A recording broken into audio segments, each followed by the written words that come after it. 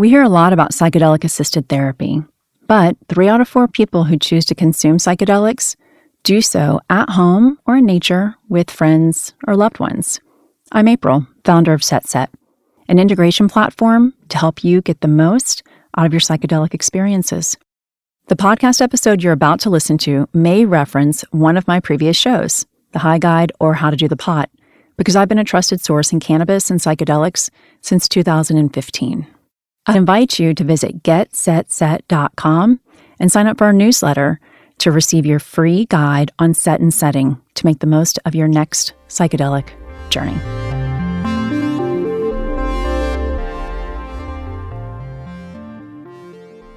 This podcast discusses cannabis and is intended for audiences 21 and over. Do you want to be happy? Do you want to be active? Is this a strain that gives you high energy? Is this a relaxation strain? Hope you enjoyed the first 2 Saturday Strains Explained episodes. We cover what a strain is, why terroir is important, and what cannabis genetics mean. All this to prepare you to listen to our first episode of Saturday Strains and the many more to follow every week. You just heard Cambria Benson-Noker, the founder of Sarah Cannabis dispensaries in Oregon and California, talk about how you want to feel, the effect that cannabis will have on you. To wrap up this Strains Explained series, we're going to take a further look at the plant's chemistry, specifically cannabinoids, chemical compounds in the plant that interact with receptors in our bodies to produce specific effects, and terpenes, which give weed its smell and taste. First, cannabinoids. You're likely very familiar with the 2 most popular and well-researched cannabinoids, THC and CBD. THC is the main compound involved in producing feelings of euphoria, or the high, most commonly associated with weed. In addition to providing the elevated feeling sought after by cannabis enthusiasts, THC produces a multitude of medicinal effects, such as pain relief, sedation, appetite stimulation, and it's been shown to help with a variety of conditions. CBD is one of the many non-intoxicating cannabinoids found in the cannabis plant. In addition to not producing any feelings of being high, CBD also mitigates the psychoactive effects produced by THC. So if you get too high with THC, have some CBD handy, like in a tincture form, put it under your tongue, wait about 30 minutes, and you'll chill out. CBD has strong anti-inflammatory properties and can help with a variety of conditions. Did you know that humans have an endocannabinoid system?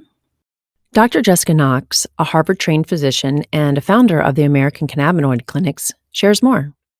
I graduated from medical school in 2012. The endocannabinoid system, the primary components, had been discovered by the early 1990s. 20 years later, I was not learning this in medical school. So most people know about the cardiovascular system, our heart. They know about the neurological system, the respiratory system. These are the systems we all learned about in health class in high school, right? But nobody learned about the endocannabinoid system. Really important system that's sort of modulating all of these other systems in our body to maintain what we call homeostasis or balance. Cannabinoids like THC and CBD work alongside other compounds in the plant, including terpenes, to provide the human body with a variety of therapeutic effects. There is so much exciting research to be done because there are well over 100 different active cannabinoids. Cannabis researcher Dr. Jeffrey Raber describes how these elements work together as an ensemble effect. They work in concert to produce the effects that make you feel high. Often this is referred to as the entourage effect. Now let's talk about terpenes. In all flowering plants, such as grapes, hops, lavender, etc., you'll find or smell the terpenes.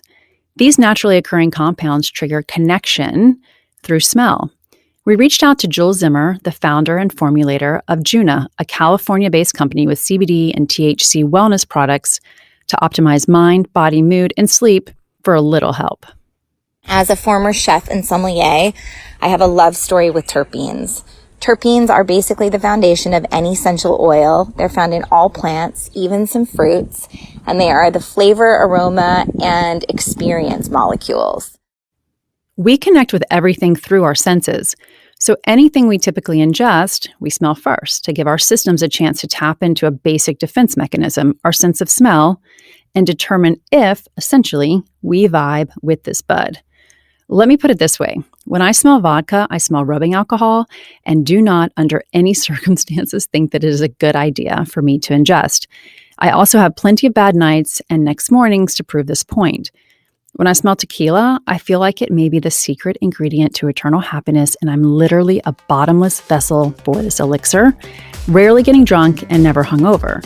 I have plenty of friends who feel exactly opposite. Chances are we may prefer different weed as well.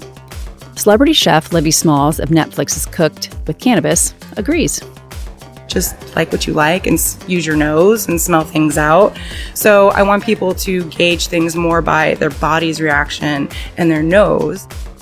So when you live in a state like my own, Washington, where regulations demand all weed be sold sealed in packaging with no option for smelling bud in store before purchase, this puts us as consumers at a disadvantage to find our right high. We've barely scratched the surface with terpenes. With the exception of Connecticut, which is a medical state, terpenes are not required to be listed on the label.